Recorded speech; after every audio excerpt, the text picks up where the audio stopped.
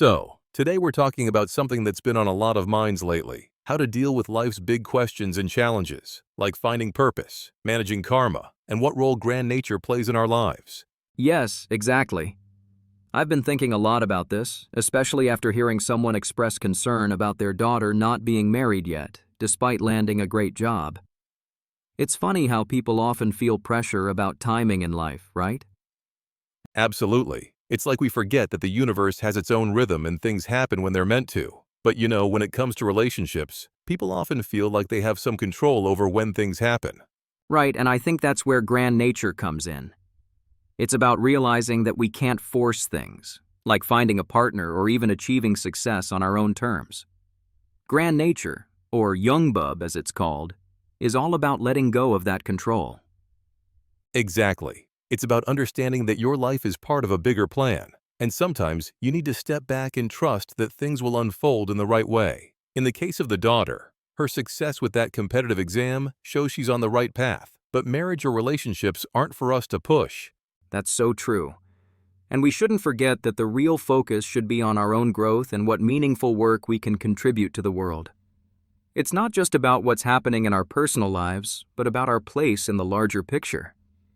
Yes, and finding that meaningful work is crucial. It's not just about getting by or surviving, but about fulfilling our purpose.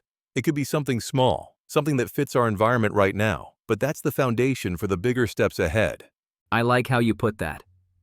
You know, if we don't focus on this, we risk falling into the trap of living like animals, just seeking food and shelter instead of aiming for something greater.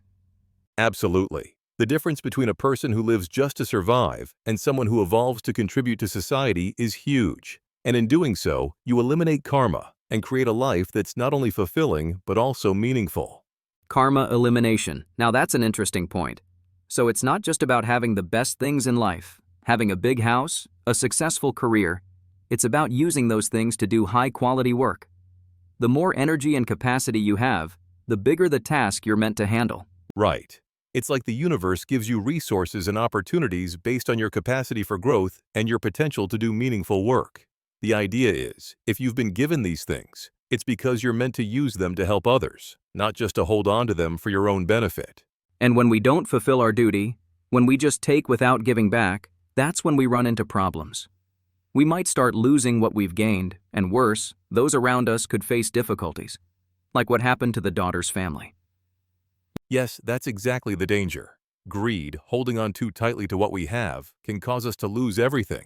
But when we live according to the righteous law, or Jungbub, we start to see that we're not meant to cling to material wealth or status.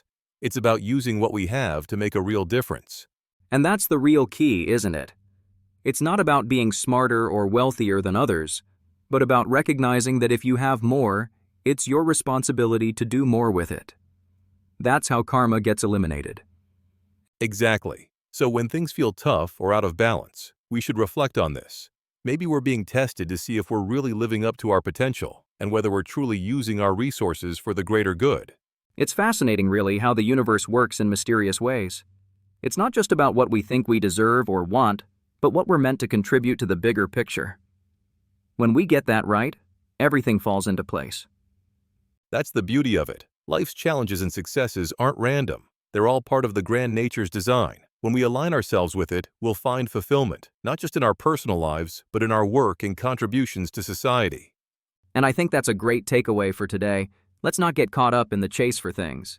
Instead, let's focus on what we're meant to do, no matter how big or small.